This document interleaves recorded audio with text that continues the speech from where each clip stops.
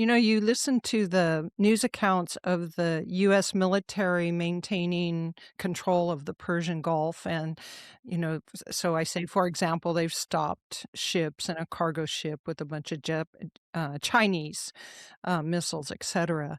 And then you hear the left saying, oh, they're committing war crimes by controlling this Gulf. But in the undercurrent of all of that news coverage is that that's what the Iranians were doing, even worse, even more so when they were in for years and years. And they weren't just stopping something to stop military arms. They were hijacking and They took 'em out. stealing Yeah, they and took 'em British prisoners, they took hostages.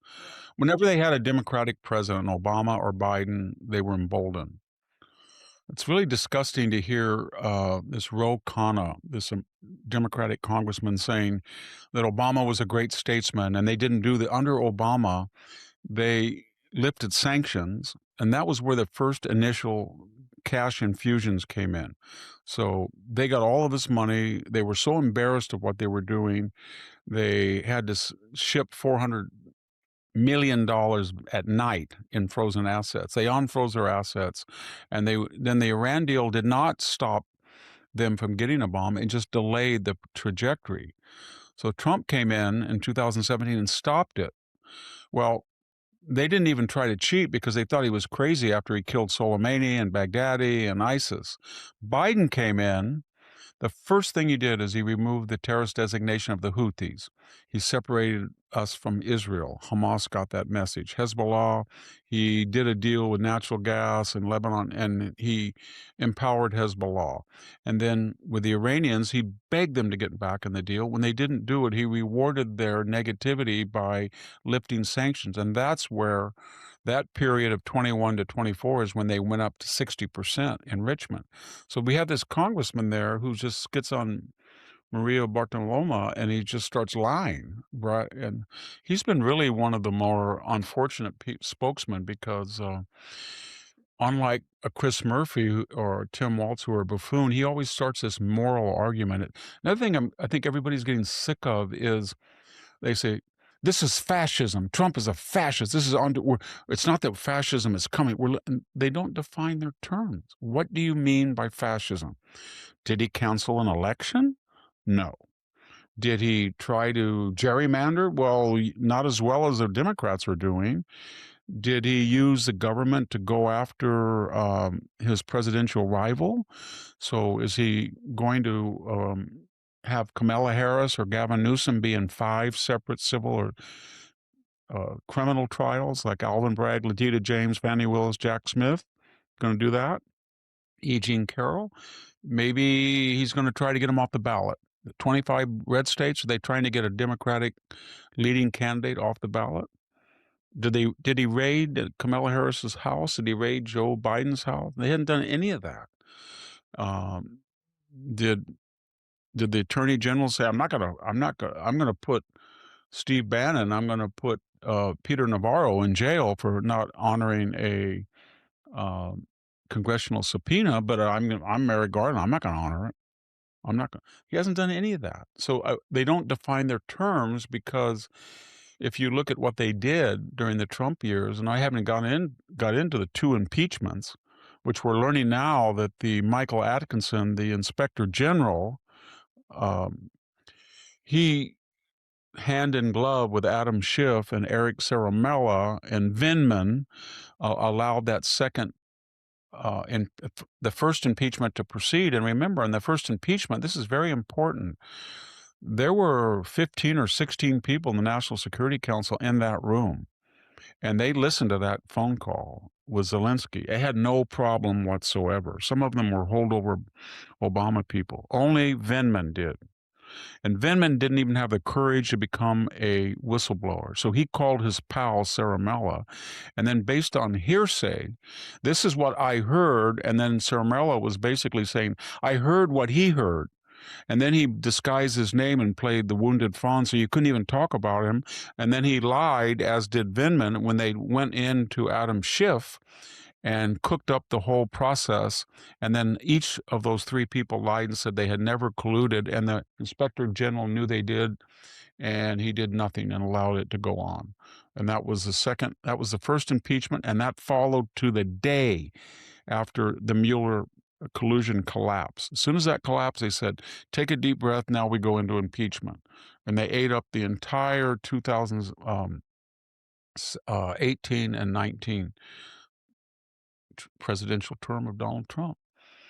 So this idea that Trump is a fascist and the war is fascistic, it's on the side of people who want to be free, but more importantly, that's a subtext. The main thing is these people have been killing us for 47 years, blowing up the embassies, barracks, shooting diplomats, trying to kill the president, trying to kill the secretary of state. They're a horrific regime.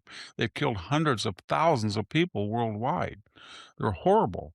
And they hijacked the Iranian illustrious Persian tradition. They're an aberration, and they have no popular support. Everybody hates them. The Gulf hates them. Israel hates them. The Arabs hate them. The Europeans are too timid to express their hatred, but they are terrified of them and hate them. The Chinese don't even like them. The Chinese are one of the greatest Islamic oppressors in the world. They have 1 million Muslims in camps, the Uyghurs. The Russians do not like Muslims. They leveled Grozny in the Third Chechen War and killed 100,000 people, Muslim. So their their alliance with Iran is a useful tool, a useful idiot. They say, this is what we want you to do. We want you to sell us sanctioned oil. We'll buy it off the books. You got to give us a discount, and then we'll give you credit for our weapons. And then when we get those weapons, try to destroy Israel and any pro-Western country and intimidate the Gulf states. That's what their strategy was.